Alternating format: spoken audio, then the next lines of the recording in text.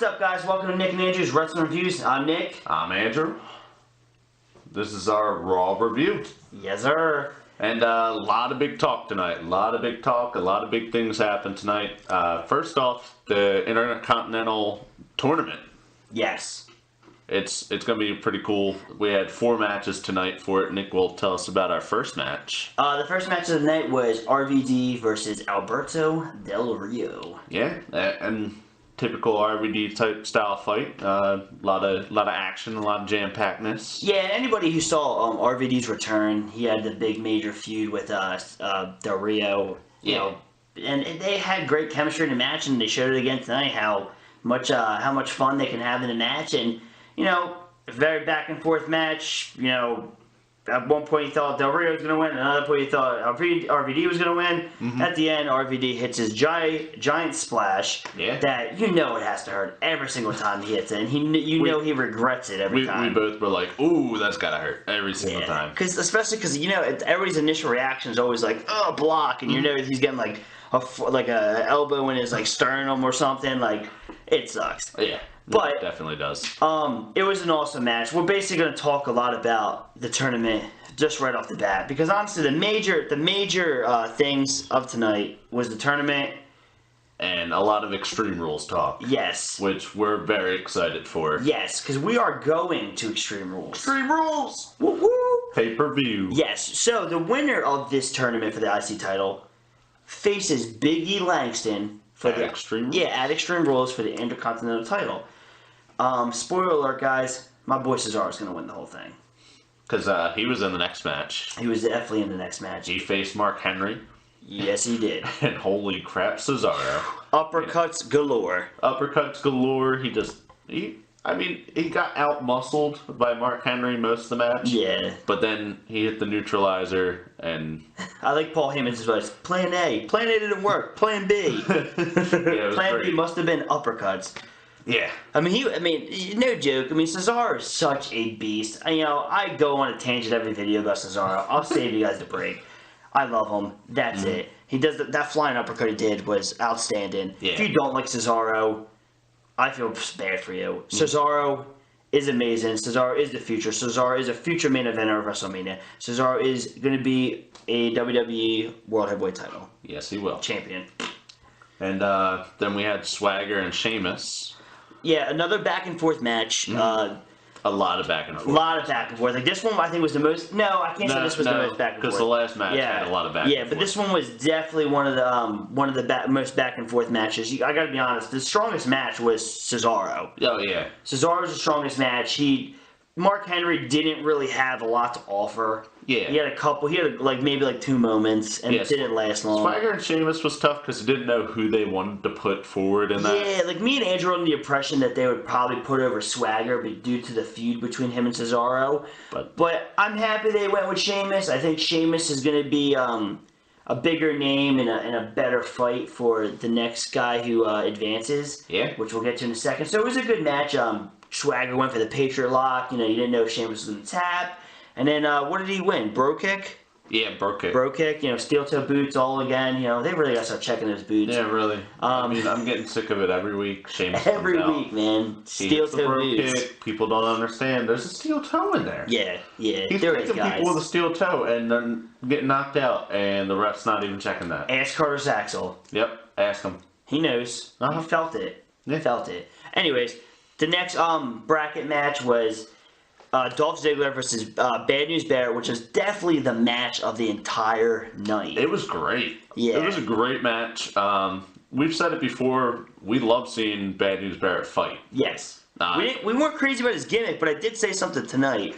I really think that his gimmick, despite how crappy it was, it's really putting him over. It's really putting him over with the fans. It's making you guys more excited to see him wrestle. And he makes the whole gimmick worthwhile every time that dude steps in the ring. A match like tonight with Dolph Ziggler was one of the most outstanding matches in Raw tonight. It was the best match. Because there wasn't really too many other matches that happened tonight. No, it was a lot of promos. A lot of promos for Extreme Rules. Yes. And the only other match was I guess no, because that one was DQ. Yeah. I mean, you got the dumb Fandango match. Yeah. Oh yeah. That was a match. Yeah, it's not even worth talking about. No, it's not. Paige. We talking about Paige. Oh wait, did we even talk about who won the Ziggler Bad News Barrett match? No, Bad News Barrett won. Yeah, he won with the bullhammer. That was a back and forth match.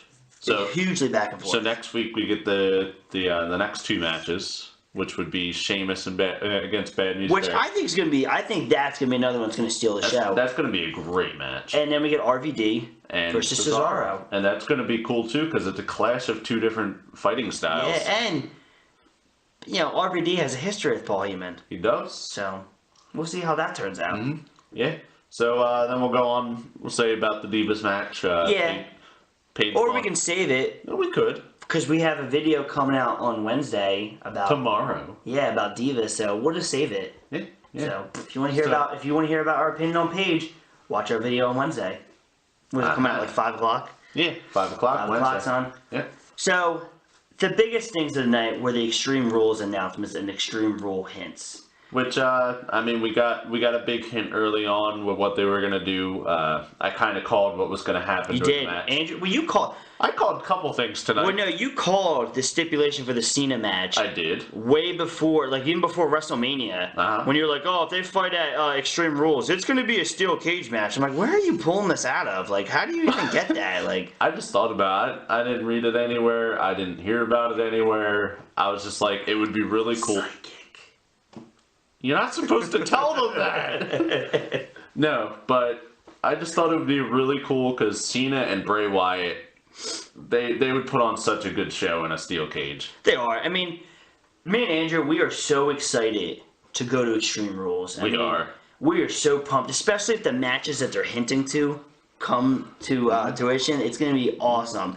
Another match they hinted was the Big Red Monster, the Devil's Favorite Demon, against Daniel Bryan. Kane against Daniel Bryan for the WWE World Heavyweight Championship. If that match happens, I gotta tell you, Kane and Daniel Bryan has had some amazing chemistry this year. But that's gonna be hard for you because they're your two favorite wrestlers of all time. Kane's my favorite of all time, him and The Undertaker, and then you got Bryan, who's my favorite of the current roster.